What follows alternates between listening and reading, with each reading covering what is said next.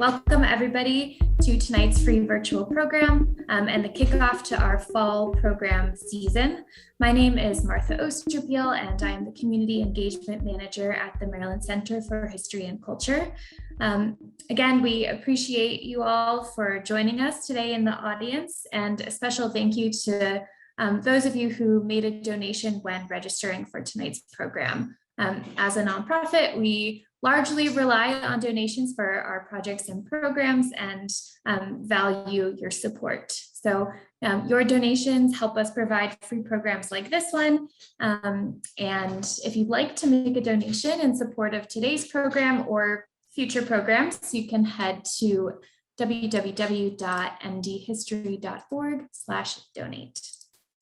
So tonight we are taking a closer look at one of the Maryland Center for History and Culture's newest exhibitions, Losing Winter, which opened in July. Losing Winter is a participatory project and exhibition which utilizes the photograph collections at both MCHC and the University of Maryland, Baltimore County to juxtapose and complement collected memories of winter by the exhibition's featured artist, Lynn Cazabon. And now I am going to quickly introduce the folks who contributed to this exhibition and will be talking to us about the making of it. First, I will introduce Lynn Cazabon.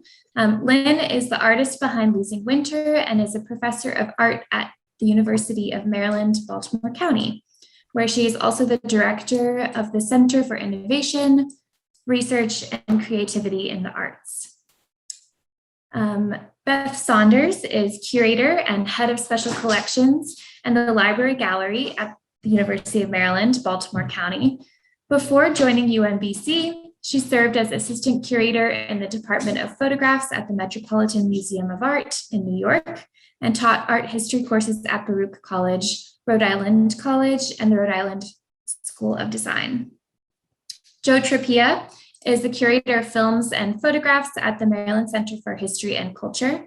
A public historian, Joe earned his master's in historical studies from UMBC and is also a filmmaker whose documentaries include 2013's Hit and Stay, 2018's Sickies Making Films, and most recently, Fugazi's Barber. And last but certainly not least, we have Lee Boot, who is a media artist and researcher. He is director of the Imaging Research Center and affiliate associate professor of visual arts, computer science, and engineering and language, literacy and culture at UMBC. A little bit more about the IRC, or the Imaging Research Center.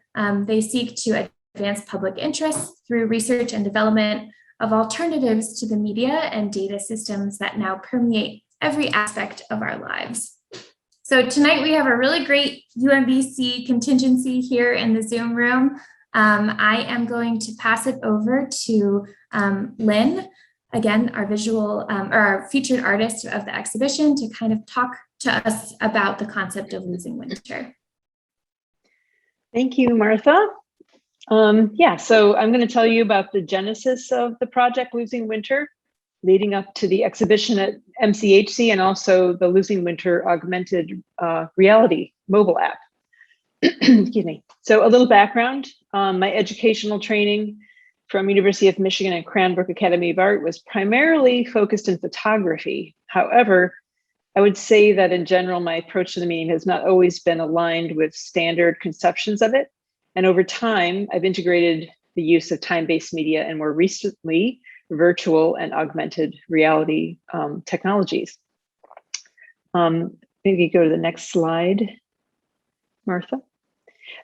Just want to mention one previous project as an example called Portrait Garden. This is an image from that project in which I worked with 11 women who were incarcerated at the Maryland Correctional Institution for Women. We created perennial gardens together consisting of plants that the women self-identified with.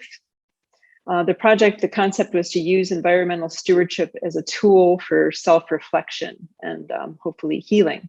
So I photographed the plants when they reemerged the following spring after planting the gardens, and created these posters that had QR codes on them that linked to audio statements from each woman, and they appeared in Baltimore City light rail trains. Next slide. This is a photograph of is also at the heart of Losing Winter as well. This is a photograph of me, aged about 14, sitting uncomfortably at the edge of frozen Lake St. Clair outside of Detroit, Michigan, where I grew up. The photograph, when I came across this, it was a slide my father had taken of me, prodded me to recall that day when I went with my father, my sister, my brother skating on the lake, as we did often in the winter. However, that day I was not dressed appropriately and I was freezing cold. And I can recall the sensation of the cold in my body as I look at this photograph. The photo also prompted a longing in me. Oops. Yeah, there you are. I would say for what was. And that's because Lake St. Clair, the lake I grew up on, doesn't freeze reliably enough anymore for skating. I thought of my nephews who live in the area and how they would never experience winter as I did there as a child. I realized that what I was feeling was actually a kind of grief. I was mourning for an experience of winter that was no longer. Perhaps others here have also witnessed something similar in their lifetimes in response to the erosion of familiar distinctions between the seasons. As one of my favorite writers and biologist, David George Haskell, has written so articulately, this is the motion sickness of climate change. The world lurches and our bodies know that all is not well. So the challenge for me was how to make art about what I was feeling, but which can also be productive and transformative on some level. So I decided to talk to people about winter, really talk to them about the weather, which is the ultimate cliche of a conversation starter. But the weather, used to be a low stake, innocent topic to bring up with a stranger, but really not anymore. Now the weather is a topic fraught with emotion, controversy, and danger even. So first, I just want to say talk about what is the relationship between weather and climate. So weather is what we experience day to day versus climate, which is, the pattern of weather over a long period of time. A good analogy, I think, is that weather is like your mood on any particular day versus climate, which is the personality of a particular region. You can go to the next slide. In 2014, I traveled to the Yukon in northern Canada for an artist residency there. I was really seeking winter. I deliberately chose to go in January, where I experienced minus 40 degrees Fahrenheit temperatures. While there, I recorded conversations with residents about their experiences with the weather, which resulted in a series of photo and audio portraits of 10 women that I called Lost Winter, actually. So it was sort of the genesis of the idea. You can go to the next slide. I describe many of my projects as site-specific, including Losing Winter. Each realization or chapter of a project is unique, but it's all under the same heading. So for Losing Winter, with each realization, memories are collected from people living in the local region where the project is exhibited. The first realization of Losing Winter, and the one that crystallized the project name as Losing Winter instead of Lost Winter, was made possible from a commission I was awarded from the National Museum of Contemporary Art in Bucharest, Romania in 2018. I proposed to do a participatory project there, hosting public events during which I recorded memories from people in Bucharest connected to winter. In the end, I recorded 130 memories through audio recordings. I also created a video there, which this image is from. Working with a local ice sculptor, I created designs for 10 ice sculptures based on selected memories. The melting sculptures are the subject of the video I created called Melt. You can go to the next slide, another image from that video. And the next, each one was from a particular memory. Yeah, you can go to the next slide. So a year later, in 2019, I approached MCHC, actually Martha and Joe, and proposed realizing a new chapter of Losing Winter, focused this time on Maryland. But then there was this global pandemic that happened. But somehow we managed to make it happen anyway, maybe a little bit later.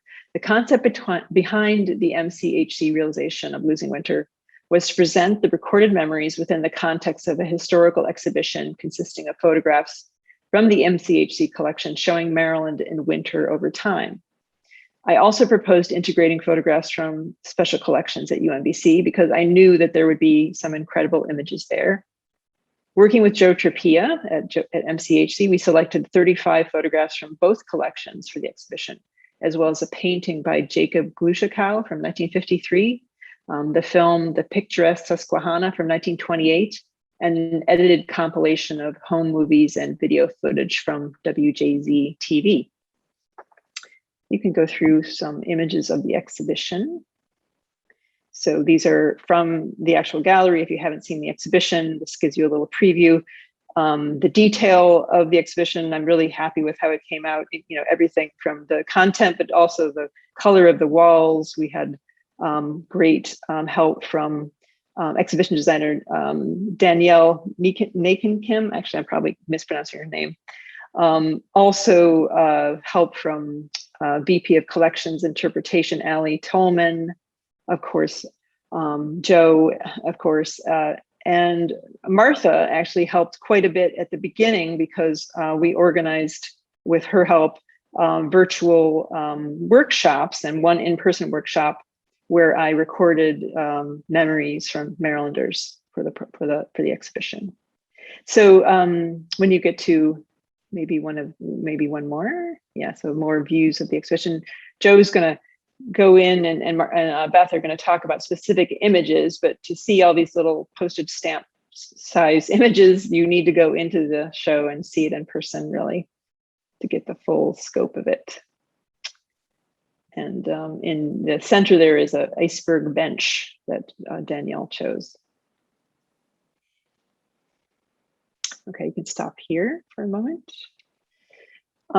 So with the support of a Maryland State Arts Council creativity grant, I was able to fund the creation of 2 multi-part ice sculptures for the opening reception that happened on July 24th. So as I had done in Romania, the designs were based on memories contributed by participants. One was from this woman, Susan Law, of a memorable winter in 1958. The second came from several people's, you can maybe go to the next slide, came from several people's memories of the so-called Eastern Shore deep freeze of 1976, 1977, during which the Chesapeake Bay froze and all its tributaries froze solid. This was a live ice carving of the Chesapeake Bay Bridge that we did at the opening. It being a typical Baltimore late July day, the sculptures melted over the course of the opening. Go to the next slide. So this was the ice skaters that went with the Chesapeake Bay Bridge because people described people skating and driving cars over the Chesapeake Bay. That's how solidly frozen it was that winter. Okay, so yeah, you can stop there for a second.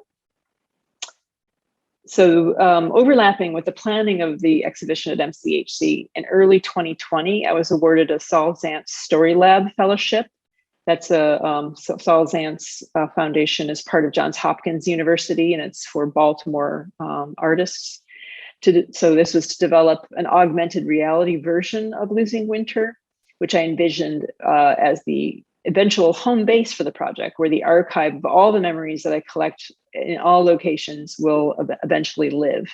So after participating in the Story Lab sessions, I was fortunate enough to be awarded a Saul Zaentz production grant to actually start producing the project, which I used to fund the creation of what has become the Losing Winter mobile app. So working with Lee Boot and the team at the Imaging Research Center at UMBC over the course of about 6 months or so during the pandemic, we were actually able to bring a prototype of the app to fruition. And you can go to the next slide. And I'm happy to report it is currently available for free download for Apple and Android. So during the process of the app, the recordings of the memories became videos of people conveying their memory. Actually, just go back one slide again. The image that I showed, go back one. Yeah, this is an image of the app as it's displayed in the exhibition on a large vertically oriented monitor with a kind of white frame around it to look like a giant iPad in a way. So this is how we're showing recordings of the app in the exhibition. And actually I recorded those because it's augmented reality. What that means is when the device is using the camera in your phone and you see where you're standing, but also these digital elements are overlaid on top of that. So I did those recordings actually in the gallery with the exhibition in the background, so that you would feel like you're seeing those memories right there with you in the exhibition. So now we can go to the next slide and the next slide. Yeah, this one, thank you. So I'll just give you a summary of what you experience, which you can do on your own when you download the app. When you hold up your phone, you see and hear a shower of rain around you. Tapping once on the screen freezes some of those drops. And actually you can see faces embedded inside these little ice drops. If you tap again, it enlarges one of the drops and triggers the video and audio to play. And you hear the person telling the story. These 4 images show the progression after the person concludes their story. The drop melts. It reverts back to a watery state in a teardrop shape and falls out of the bottom of the screen. And actually the teardrop was, very intentionally, even if falling water doesn't actually look like that sort of cliche teardrop, I really did want to reference a tear as melting ice, as well as the grief that I mentioned at the beginning. Okay, next slide. This is actually a video of one individual's memory. I do have captions on it. He's kind of hard to understand. And actually there's a story behind this. This man, we did the recording in person and at Bright U Senior Community in Annapolis. And sadly, he's passed away since recording this memory, but the staff there were really touched, and his family as well, having this recording to remember him by. Okay, you can play that video. This is the winter of 1976-77. My partner and I had taken over ownership of a big marina on Kent Island. It's called Castle Marina. It's still there today. It was our first venture into the marina business. And in the winter, we got hit by that storm. And we both lived in Savannah Park, and we made our way to the marina. And in those days, it was the end of an era, really, when most boats, private boats, were made of wood. And the ice was crushing them, and it sunk them in place. And up until that time, this part of the world was accustomed to leaving their boats in the water with a bubbler underneath, keep warm water up, and the boats were okay. But now it was too much. They got crushed. In addition to that, we had lots of pilings, big pilings, that were lifted up out of their place. 250 of them were lifted up and dumped in the water in our marina. And we had to eventually put it all back together, and we called the insurance company and everybody else. And we had to bring in a big pile driver, and they put them back. And I'll never forget standing there, watching that big hammer go up, boom, boom, And that was every time it went down, that was like $1. So there was $250,000 to put it back in 1976. And then, of course, the snow removal. The snow was awful. The bay, our marina was solid ice. The bay, the river was just frozen solid. And we could look out the bay, of course, and see when the icebreaker came through and opened it up. But anyway, that's a winter I will never forget.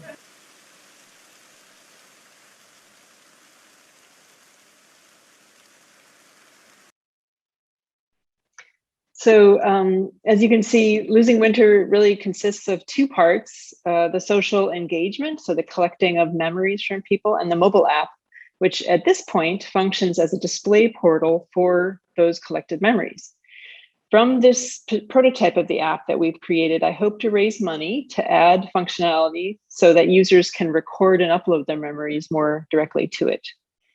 And with that, I'm going to segue to Lee Boot, who's going to tell you more about his role. There we go. Hello. This is so fun to watch, and I'm so glad you chose that wonderful memory, Lynn. This is great. So I'm going to talk for a minute about what it's like for artists, or what it's like for us to work with artists, and how the projects sort of emerge when artists approach the IRC and we decide to take on trying to bring their visions to fruition. So, I think there's a lot of technical challenges to doing work that is cutting edge like this, where you're using really recently developed technologies and new ways, and a number of these technologies are sort of developing in parallel simultaneously, and it's a crazy landscape technically. But when an artist jumps into that with us in the IRC, we call it a collaboration, because an artist, or sometimes we work as historians, we work with the humanities, we work with scientists, it's hard for them to know how all these technologies and techniques can bring their idea to fruition. And it's actually hard for us to imagine what the piece can be until we all jump in to the collaboration. And so that's the spirit that we all kind of have. We're jumping into this challenge together. And we're usually very excited about that point, because the artists that we choose to work with and who choose us, usually that's a terrific collaboration idea just out of the gate. And this was no exception. This was a very exciting idea when I first heard about it from Lynn, and I thought this would just be so much fun. But once we start to jump in, the artist's vision begins to evolve, as do our ideas about it. So they bring the vision and the concept. We think, well, what can be done? What is possible that way in terms of the technology? And we start to put a prototype together and start to do some experiments to learn what's going to be possible. And that starts to inform the vision. So there's this kind of call and answer between what is possible and the vision. And then you start to come up with pieces of it where you can see, and this is a great example, this project, we started to develop the raindrops, the ice pellets. We determined that we wanted to have raindrops and ice pellets with a video inside them. And then you see what it is that this is going to look and feel like. And suddenly all these meanings start to come off what you're seeing. Every little choice that you make in terms of how this idea is going to manifest means something. It has an aesthetic quality to it, of course, and that translates into different connotations. And Lynn's piece here could mean very different things if we took a left instead of taking a right at a certain point in terms of what the technologies allowed and how we interpreted that conceptually. So there's just this evolving dance, and each time you come up with a challenge that you can't quite work through the way you intended, you have to go back and kind of reassess what that plan was and how would this piece be different? Would we misdirect its meaning if we go down this road? And it can be a real challenge. I'm very, very fortunate here at the IRC to have two wonderful researchers to work with. Mark Jarzynski is our technical director for systems and programming, so he does all the programming for a piece like this.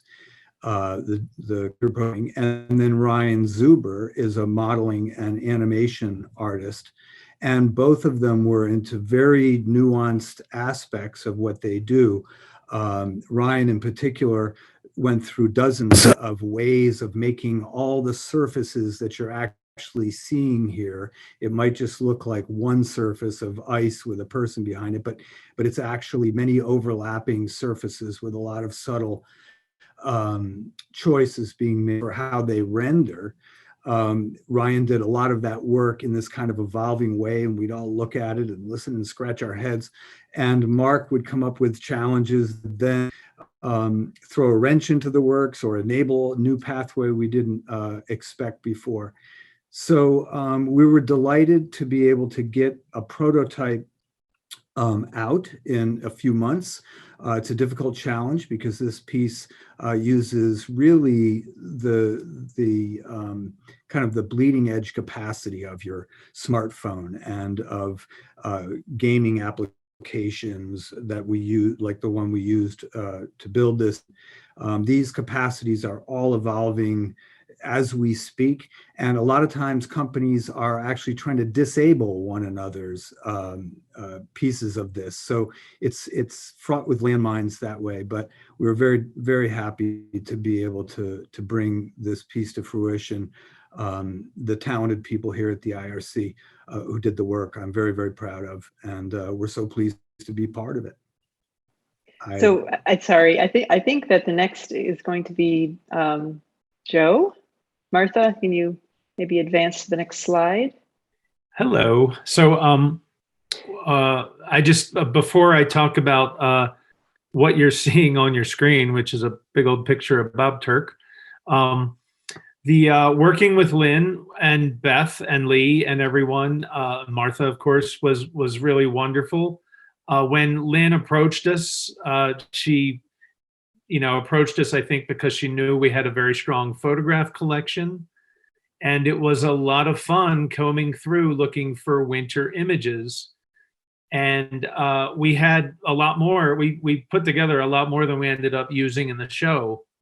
But it was a great learning experience. One surprise for me was how much Aubrey Bodine photography we ended up using. I love Bodine, but his work gets in front of a lot of eyes. And but when I saw how much he got out there in the winter weather and how he photographed snow, it was difficult not to want to use a lot of his images. And then on top of that, getting to see what UMBC has in their collections, it was just such a great experience. So we were asked for this. I was asked to say what my two favorite pieces from the show are. And so I always have a hard time with questions like that because I want to answer with a dozen answers.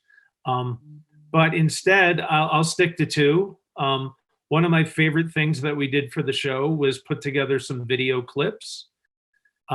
We have one historic film from the MCHC collection from 1928, which documents ice flows on the Susquehanna River.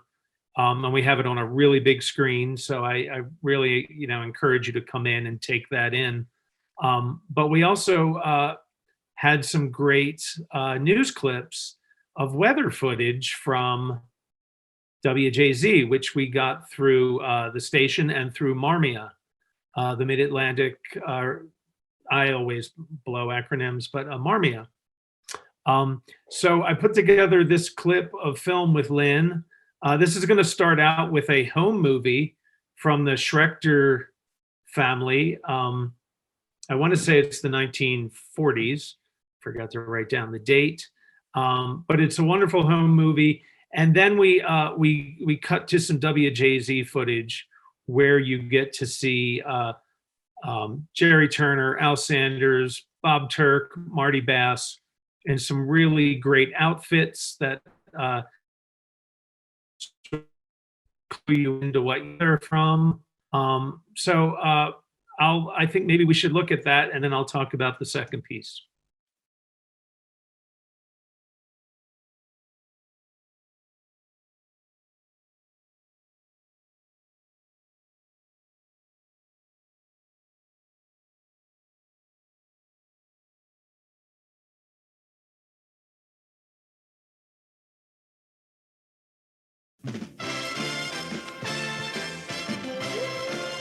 This is Eyewitness News, Maryland's most complete television news service.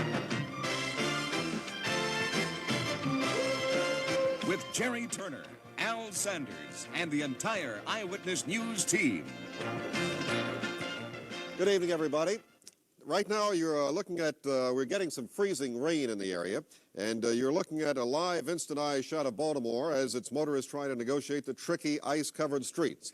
A winter storm dumped from 2 to 6 inches of snow on the area this morning, and we are told that a combination of freezing temperatures and rain could cause some hazardous driving conditions tonight. Even now, some roads in the area are extremely slippery.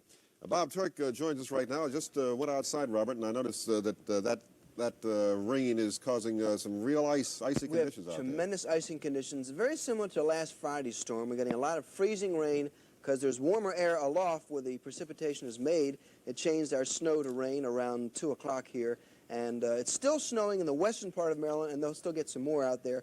But here in the east, mostly a combination of sleet, freezing rain, and a little snow in parts of Frederick and northern Carroll County.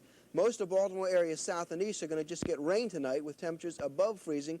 So there shouldn't be any real problem if you live down in southern Anne Arundel County or on the eastern shore. It should mostly be in the form of rain with temperatures now in the mid-30s. But here in the Baltimore area and through most of north central Maryland, a lot of ice tonight, especially on the limbs and the trees and the wires tonight. It could get rather tricky a little bit later tonight with some heavy ice accumulations. I'll give you a whole look at the storm a little later. Okay? All right, thank you, Rob. We'll be checking on that condition as we go along. The weather we're going to have is not coming from the coast, it's coming from New Hampshire. New Hampshire, somewhere up that way. from the west, too. And it could be coming from Kentucky tomorrow, and that could bring us some trouble. There's Snow? Keep your sleds inside. I mean, we're going to see snow flurries, but no accumulation. There's no need to get excited over it, but it is going to be coming our way and from Kentucky, like we said, tomorrow. Right now, it's beautiful outside. It's cold, but it's crystal clear. A great full moon tonight. You might as well go out and take advantage of it because those clear skies are going to disappear within the next 4 hours. So the second piece that I chose, I'll preface it by saying we tried to choose imagery based on a few criteria. We were looking for images from historic storms. We also were looking for exceptional photographs and images. And with this one, we get both. This is from 1942. It's called Snow on Palm Sunday. It's an Aubrey Bodine photograph. Bodine, of course, was a Sun Papers photographer. And the thing I love about this, it's 2 blocks from my office at MCHC, right on Park Avenue.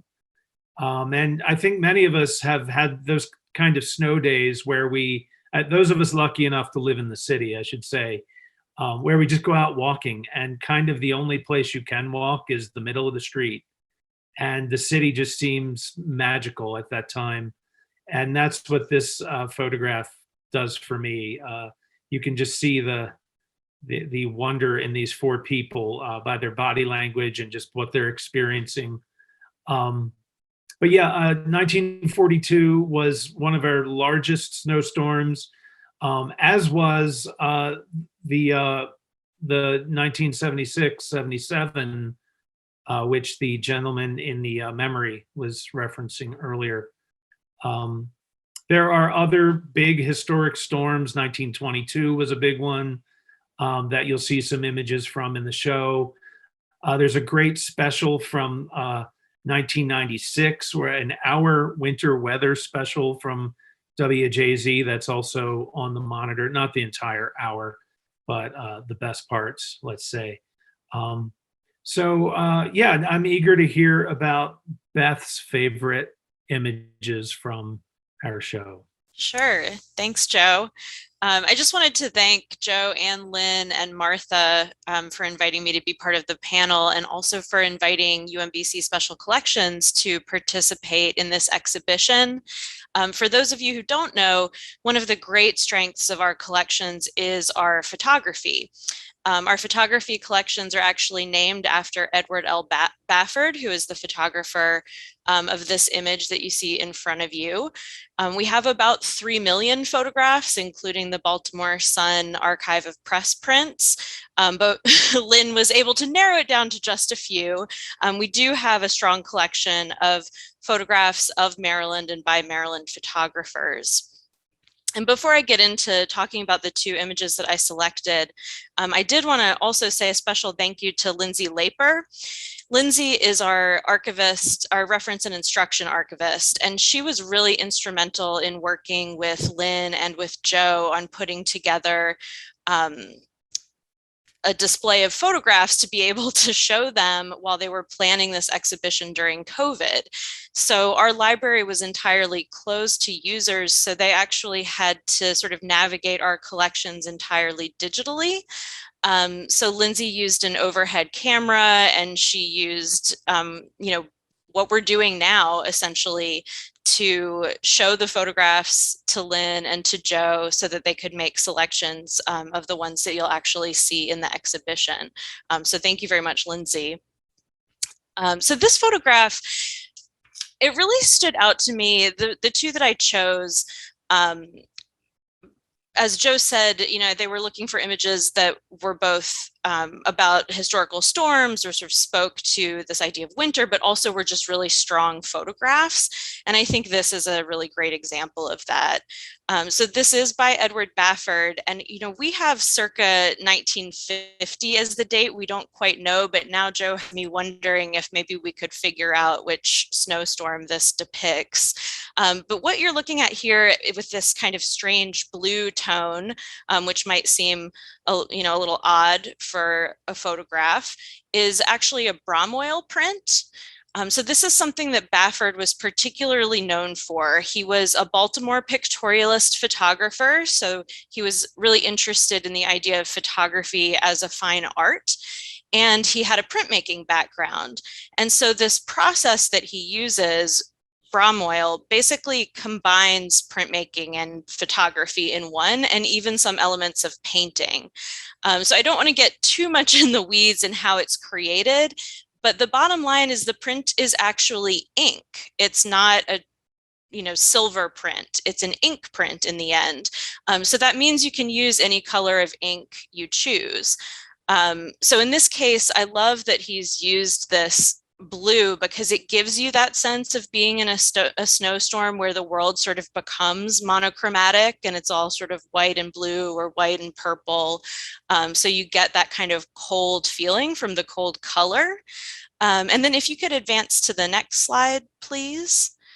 So we're seeing now the sort of central part of that photograph. You can see the edge of the shot tower on the left. And I just wanted to point out these white streaks, which are the snow coming down. And that's an effect that he actually captured using brush strokes in the ink. So those are sort of hand, painted in there into the print to give it this sense of movement, as though, you see this little figure walking under the street lamp, as though he's facing this kind of almost blizzard, or she is facing this sort of blizzard-like atmosphere. So I really loved within the show, this one kind of stands out because of the color and because of the the pictorialist effects that he's bringing. And I like that he used the characteristics of that Bromwell print to achieve it. So the second photograph that I pulled out is just really caught my eye immediately when I went to the exhibition, because it's so graphically interesting. So you're looking at this sort of field of snow, you're sort of in the woods, and these are all beehives. So this is a Hughes company. It's actually a digital positive of a Hughes company glass negative. So this was a commercial photography studio that operated in Baltimore from the 1870s to the 1970s. We have a large collection of the glass negatives from the Hughes company, as does the Maryland Center for History and Culture. So this is also kind of a great image to kind of bridge our two collections. But so looking at this photograph, I love the repetition of all of these beehives with the rocks on top and the sort of, melted spaces in front of them. So you get this great contrast of lights and darks. And then you have these two figures, standing in the middle in their winter clothes. So just the sense of like contrast and a visual rhythm, I think, is really excellent in this photograph. But it also, when I was in the show, I found this one to be very poignant because I think it really speaks to climate change and this idea of losing winter because of, the bees that are hidden in the hives. As we know, rising temperatures particularly affect vulnerable species. And we've all seen in the news the declining populations of bees, which impacts pollination and, of course, eventually our food supply. So there's this sort of surreal idiosyncratic image, and then embedded in it is a message, I think, that kind of gets to the heart of Lynn's show, which is about the impact of climate change on our daily experience of just being in the world, and especially our experience of nature comes through really strongly here. So thank you. Thanks, Joe and Beth. It's fun to get, your perspectives since you both work so closely with images like this, to get your perspective into them. So at this point in the program, I'm going to ask our audience, our attendees, if there are any questions. I am happy to ask our panelists and maybe provide some further insight into the exhibition. You can take this time to either type it into the chat box or into the Q&A box, both of which are located at the bottom of your Zoom screen. And I'll start off the question and answer time period and just ask all of you, clearly you all collaborate, and this was a very collaborative process. So I just want to know, because all of this happened during the pandemic, and Beth alluded to this a little bit, but how this collaboration and this collaborative exhibition was different. And anyone is welcome to hop in. First, I'm not aware that our institution has really done any kind of exhibition that's sort of grapples with, Beth put it wonderfully. The bees and the snow are kind of telling you something about what we're up to here. So it was very exciting to go into a type of history and issue that we don't typically get to. It was very strange doing an exhibition during a pandemic. From someone on the inside, knowing that people wanted to come to our archive and see, and look at collections. And for the longest time, they couldn't. Everything felt so like closed up. Obviously, in plenty of other parts of life too. But as a person working at an archive and a library and a museum, it was very, there was a feeling of despair sort of. And when Lindsay was nice enough to sort of turn technology in our favor and be able to actually show us images of a place we couldn't physically come to. And I vividly remember the day I went to pick them up, meeting Beth outside, and it was all so not how we typically do things in archives.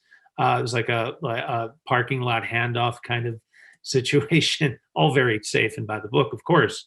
But yeah, just crazy times, and the fact that we pulled this off, and the fact that it was actually hot when we had the opening reception, which was always a little bit of a gamble with Maryland weather. It was just such a great experience working with all of you. Yeah, I'm just going to add, I mean, this is actually the first time I've approached a museum in this way, to work in this way. So it was, you know, kind of my only experience, but I'm really thankful that everybody, I mean, because here I am doing this participatory project in a pandemic. It's kind of a stupid idea, you know, you're trying to get people to participate, and usually it's done face to face. But, you know, working with you know, Martha doing the Zoom sessions, and then just working with everybody at MCHC and also the IRC, all through, you know, this kind of technology, Zoom meetings. But you know, I'm really proud that actually it was I think one of the first exhibitions that opened for MCHC after the pandemic. And what Joe was referring to, the hot day, the reason we wanted the hot day is because we had these ice sculptures that we wanted to melt. And during the course of the event, we were a little worried, and actually they kind of kept melting through the night because they're really thick ice. But it was just one of those days where it wasn't as horribly hot as it usually gets, but it was hot. It was plenty hot. It was 90 degrees. I'll ask another question, Lynn, for you specifically. So I know you've done different iterations of Losing Winter. You spoke about the Romania realization, and then of course the one at the Maryland Center for History and Culture. Do you have any future realizations planned, or any other versions in process? Yeah, actually I do. I'm right now trying to realize it with Smith College, the Orsman Gallery at Smith College. And this was actually originally planned for 2020, so it's been postponed. And what I'm doing there is I'm working with a theater professor. I'm gathering memories from people. I'm actually traveling there in a couple of weeks. And then those gathered memories will be inspiration for students in her theater class to create monologues, which I'm going to record on video. So those will be part of the show, but it's going to be hopefully a dialogue between the Smith students and the people, the seniors in centers in Springfield and the surrounding region around Smith College. I also did a version of it with VisArts, which similarly paired children with older people, actually with younger kids who created artworks based around the memories.